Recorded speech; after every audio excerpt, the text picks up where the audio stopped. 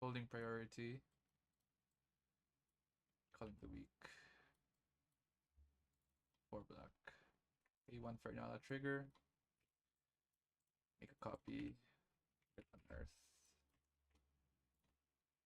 Unearth the spell seeker. Inalla trigger. Hold do the search. Go get burnt offering. To my hand, use the burnt offering, killing this, holding priority on the trigger. 1 black and 2 reds. Pay the Inalla trigger. Take a copy. I will go search finale. Use all the mana. X equals to 1. We're going to sacrifice one of the tokens to calling the weak, exiling, and then unearthing without falling 4 black. Spellseeker then comes back. We have a Nala trigger. Let's do this search first. We'll get Entomb. We're gonna use the pay 1 more to copy. I will then go ahead and grab Reanimate. Use 2 of the mana. Gonna Reanimate. Could go 2 ways here. We could go Scholar, we could go Broodlord. It's easy to get a win off of that, but the idea is to just the easiest way would be just having a loop of Broodlord, Scholars, and they're all hasted. We just go swing out. Let's do 1 more. For 7 here. This looks interesting. You could potentially keep this hand. Might be a pretty long. Like you have stuff in your hand. You could offset the turn 4, right? But let's look for a turn 3 win here. But you could totally keep this hand. Second 7. Definitely 6. 6 here. Doesn't look too good, so down to 5. If we got a land here, it would be kind of nuts draw. But yeah, we don't have land. You wouldn't really keep this, so let's go down to 4. I mean, it's if you would like to go for it. 4. Okay, I mean, you can already see that this is a turn 3 win here, so we're not even gonna try to go for it. So we only really need. Actually, this is a turn 2 win. We we Spire, Sol Ring, River of Tears. We have blue and black. Play Spell Seeker. It's a turn 2 win. Let's go to third game. Here, this is not that good. Second 7. Potentially a turn 4 win. It's a pretty nice. I think this is a stable hand. The reasoning is we ramp turn 1, Wish Claw turn 2, potentially get Reanimate or Buried Alive.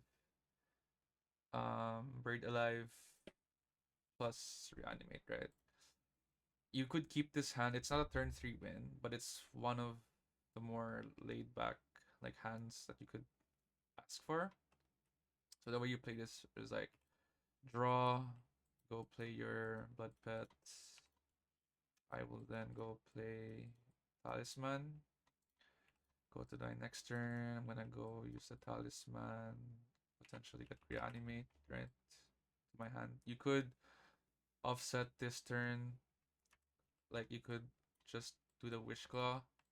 Like you do your ramp thing, right? And then you do the wish claw. You should have 4 mana for the bird alive and reanimate for the next turn. But the idea to win here is like we're gonna go ahead and put these guys into our graveyard, and then when we once we reanimate, once this both of these are in the graveyard, we're just gonna reanimate this guy, and this guy is going to return the other wizard that we have, which is Technomancer. We do have an Inalla trigger. We're gonna resolve this first. It's gonna grab that.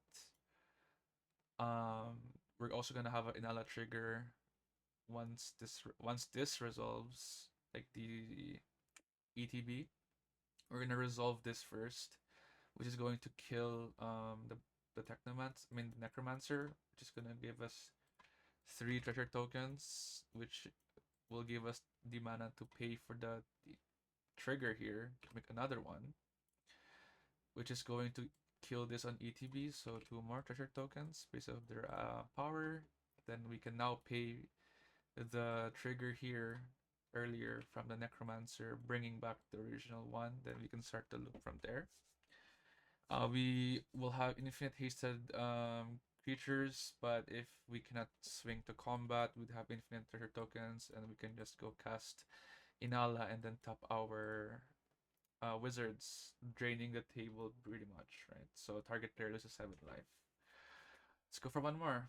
That was a turn 4. Okay, this is interesting because it's also another turn 3 win. So the way this works is we do Choked Estuary turn 1, Blood Pet turn 2, Swamp into Pented Prism, then we can do the Spellseeker in turn 3. I don't even need to do this because I know that's what I'm gonna be doing. I did the Spellseeker line earlier, and we know we're gonna win from there.